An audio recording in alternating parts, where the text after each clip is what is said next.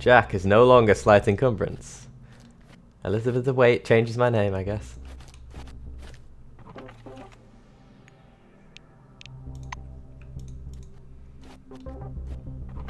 Probably shouldn't be looting all this stuff anyway. Nothing found.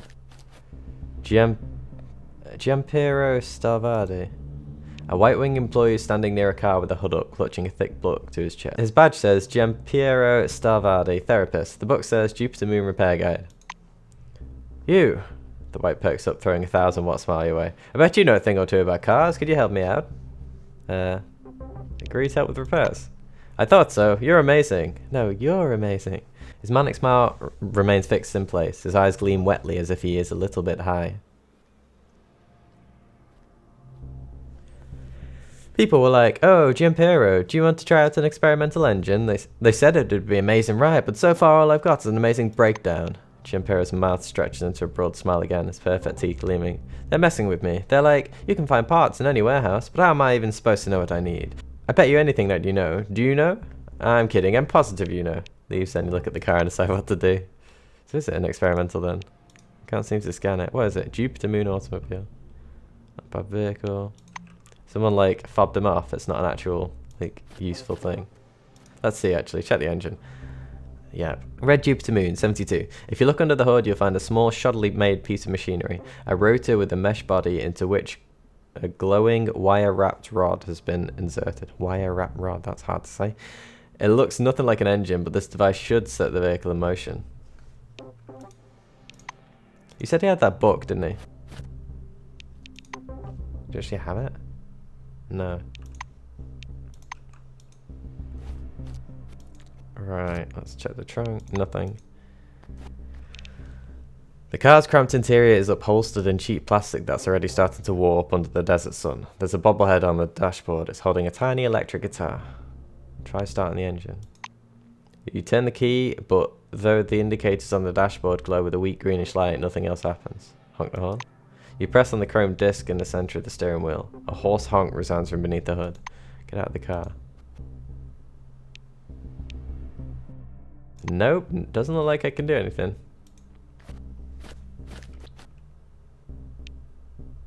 How are things going? Yeah, no. Can't really do anything for you, buddy. At least right now. And there's nothing in these shelves that can assist me, right?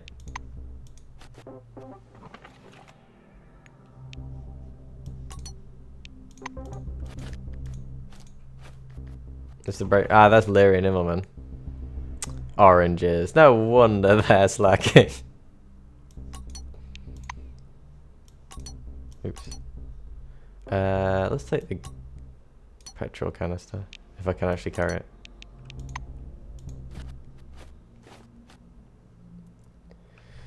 So looking at the utility room then. While passing the orange wing utility room, you stop when you hear a pair of quarrelling voices. On the other side of the door, the two people are discussing a plan for some kind of robbery, or at least you hear the word robbery loud and clear in the midst of their bickering. Continue listening. Pressing your ear to the door, you're able to pick up every word. From behind the door comes a click of a lighter and a heavy sigh. Cowboy, why do you have to be so damn stubborn? Our plan's fine. We just need to solve the problem with the cameras. Go rub shoulders with the Blues and think it over. Maybe there's some sort of signal jammer we could use. You'll get the cameras turned off and distract Calvin. I'll take care of the rest. The second voice is quieter and more muffled. Something about this has me shitting my pants. Theo, it's too fucking risky. How about we just rob the Vega? I reckon cut one of them open like a can of beans. Or maybe we could break them open, I'm about to break your face open, you knuckerhead. The first speaker is obviously nervous. What the hell did you look up to that moron? Harry busts his ass for a free soda and some noodles. What I'm suggesting is so easy. It's like they're begging for us to take it. I'm telling you, the plan's fine. We just need to figure out what to do about the cameras. Go in. The discussion ends the moment you press your keycard to the scanner. Hello, chaps. Are we having a lovely little discussion? Feudal Leary. The recent conversation about the robbery has been replaced with tense silence. That seems like an idea that'd be hazardous to my health. Move away. Well, looks like I'm going to have to tell them that, because there's not much else I can do. I'm going to loot some of this stuff. Glue. No doubt they just... Oh. How's that? We suck. Yes, we suck, proudly exclaims the poster, creatively modified by some orange. And here I thought the oranges would love it here. It's so equal.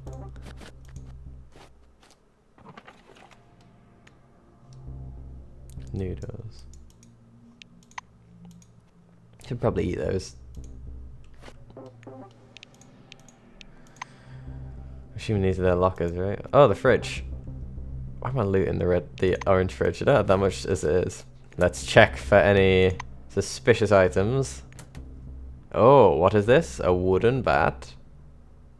That could actually be rather useful. I may confiscate this for later. See, is that better than my wrench? 1, deafness 3, melee weapons 4 to 7.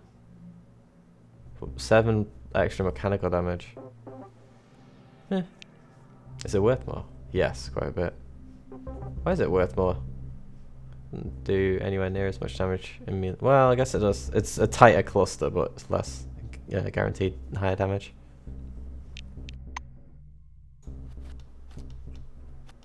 And there's nothing else. Oh, well, I can look at this. Boxes. Oh, I thought it was the TV set for a second. Okay.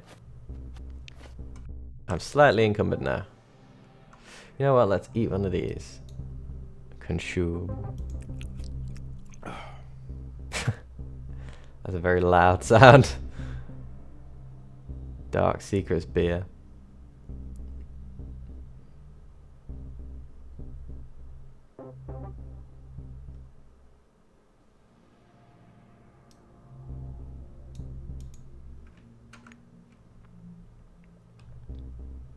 Okay. Well, I'm guessing I'm gonna have to tell them everything I know, seeing as there's nothing else I can do. Tell me you heard everything. A round-headed, clean-shaven guy with his sleeves rolled up expressed his genuine surprise. What were we talking about? My friend Cabo and I were discussing a film. It was Bugsy Malone. The Return of a Man Called Horse. Blurts out the second orange. The first orange looks at him like he's mentally disabled. Yeah, right. Return of the Horse. There's a big shootout at the end. The Indians all run away. And you're gonna have to run away too if you're smart. Silverwing asked to join them.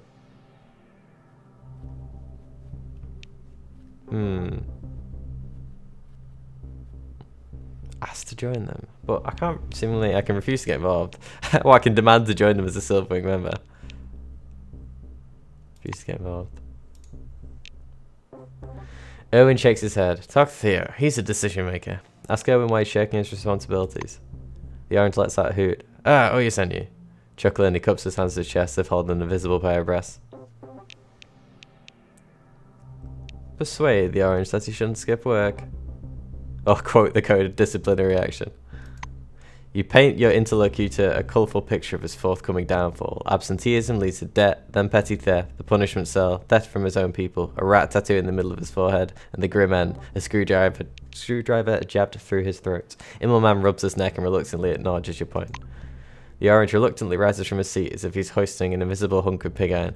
Ah, fuck her. Tell that Swedish bitch I'm working today. And make sure she don't forget it. And you, Theodore. You recalcitrant fool. Leary is scribbling on a ragged piece of paper he's laid over his knee. He doesn't even notice you're there. Tell Leary he should return to the warehouse. Theodore chuckles skeptically. That girl can get anyone she wants. Look, no offense, but I'm not going anywhere. I'm not in a rush to get to my job. Convince him. You spend a few minutes to explain to Theodore the logic of going to work today. The orange grunts, vexed. Okay, tell her I work today. Make her happy. Move away. Well, I got those two reprobates up and moving. Lee Sung Pak. I shall talk to you in a second, my good chap. I'm just going to speak to... Oh, yeah. Will you please talk to them? Oh, he looks at you questioningly. Report that you forced the lazy oranges to work. I can't really even say that they just came of their own accord, can I? Rasmussen breaks into a smile. Yes? You've saved me, thank you. You're welcome. How much more experience actually until I can level up? 299, so just another couple of things like that then. Erwin Immelman. Move away. Wonder whether Svetlov's having any better luck now. When you return, you find the mechanic in the exact same pose, his hands in his pockets, gazing sadly at the truck. Well, I can't really find out what's wrong with the truck. Ask if he has any idea what might cause a car with an experimental engine to fail. Svetlov frowns, plainly thinking of you. Have you at least seen one of those engines for yourself? The system is modular, idiot-proof, or so I thought. Is it? If something's not functioning, you just swap out a part. One moment, I'll show you. He traces an imaginary device in the air with one finger. This is the rotor, see? And inside it, in the middle, there's this doohickey, what do you call it? A CPS. Right. I'm gonna hopefully go and... I can't believe I'm making those chafing noises now. We go and help him with his problem. And maybe get some nice experience into the bargain. Mr. Stalvardi. Move away. Oh, can I just do it now? Well, I don't have another piece, do I? CPS not available. Can I requisition that from the warehouse, I guess?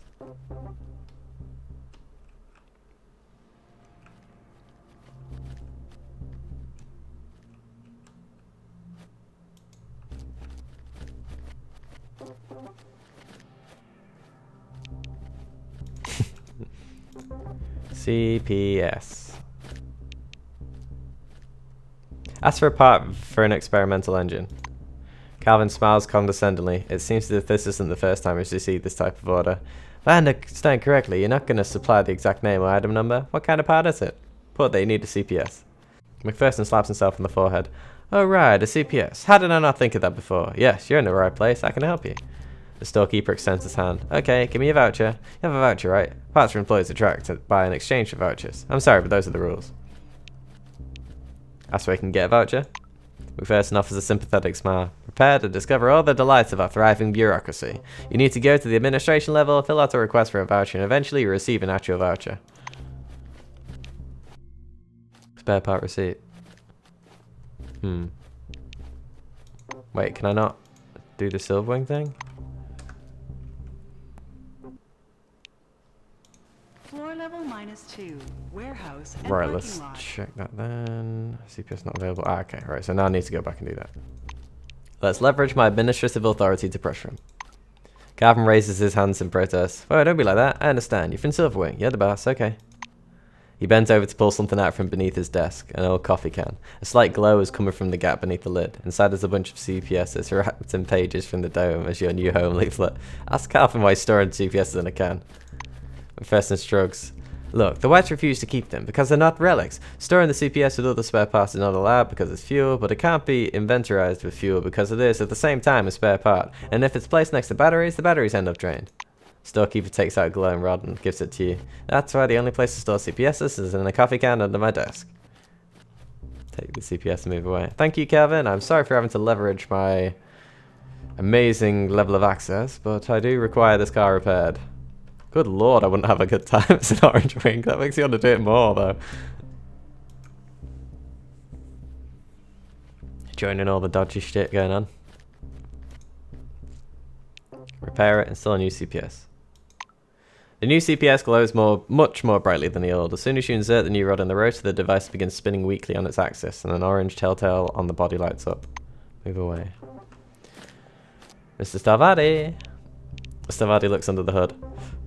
Oh, the engine, that's the culprit behind my suffering. It's too bad I know nothing about mechanics, but I'm sure glad you do. How are things going? A report that you installed new CPS and the car is now in working order. GM Farah throws his hands in the air. Seriously? Seriously? You're a lifesaver. The White gets into the car and turns the key in the ignition. The car starts. Stalvardi's wild delight is obvious even among the roar of the burnt-out muffler. Is he going to slam into a wall now because he's super high on stuff? Gemfero cuts the engine out and jumps out of the car. You're amazing. If this is the Middle Ages, you'd be burned at the stake for sure. Here, take it. It's for you, along with my gratitude. Nice. Ooh, Agilone capsules, so I can lift her up then to that vent. I guess I could just use that set of stairs rather than going all the way around.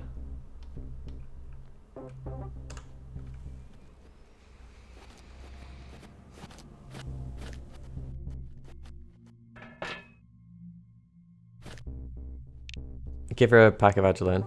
Wait, I can give her a pack, okay. Natasha turns the jar over in her hands. Mixed effect steroid. You are trying to kill me, right? She playfully pokes you in the side. She takes a pill onto her palm and pops it into her mouth. She stands there for a while listening to her senses. Natasha turns, grabs onto the edge of the ventilation grate and lightly hoists herself up, disappearing into the shaft like a mouse into a hole. Having shifted the grate, she playfully blows you a kiss. Thanks. Drop by again sometime and we'll catch up. With a quick wave goodbye, Davenport dispersed into the ventilation system. Damn it, not enough experience. I think. How close? 149. Well, I'm fairly sure there's going to be something else I can do up here anyway.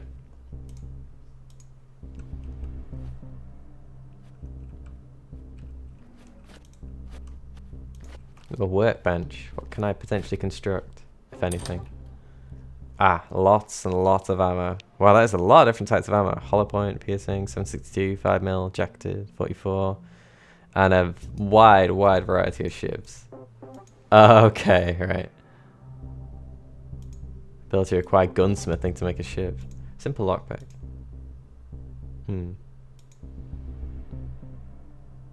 Could create a couple of those.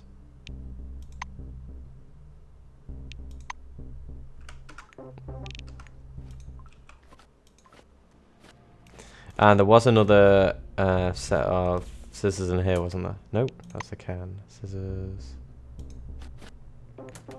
Seeing as I'm sure they'd just craft a shiv out of it, or a Molotov or something like that, I might as well take it, you know, just for to prevent them from, you know, doing anything bad with it, obviously. Not just because I may need it for things later.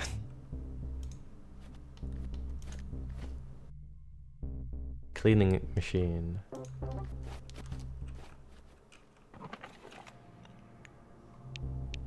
Oh, that's Davenport. How do I get up there? Oh, seems you can't. Yep, no way to reach. Oop, shit. Let's just use the basin. What happens if I use the toilet? -10 radiation. Just urinated all through my system. I'm pretty sure that's not how it works. Thomas Reynolds. A black uniformed soldier freezes on the landing near the door. His name tag reads Thomas Reinhold. Reinhold? That's what's behind the door. The black turns its head 3 degrees in your direction. A security room. Move away.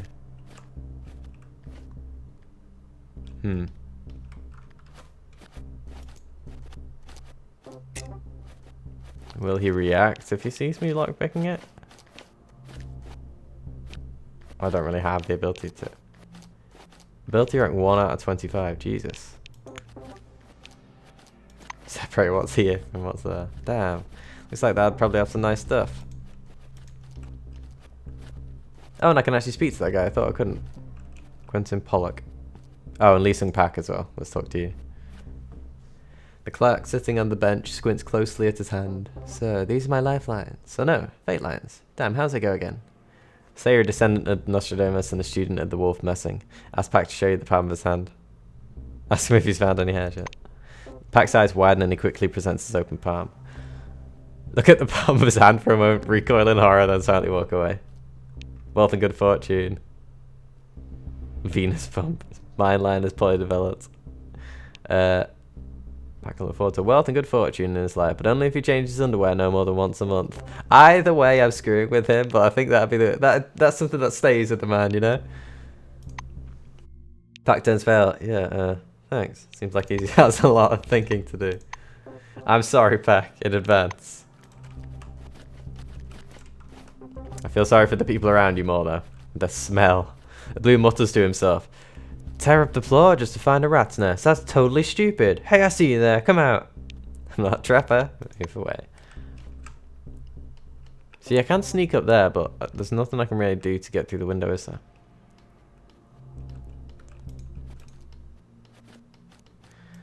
Well, I think that's most of everything done here then. Alright, let's get to the upper level. At the lower level even, through going to the mezzanine. I want a gas mask, especially that one actually.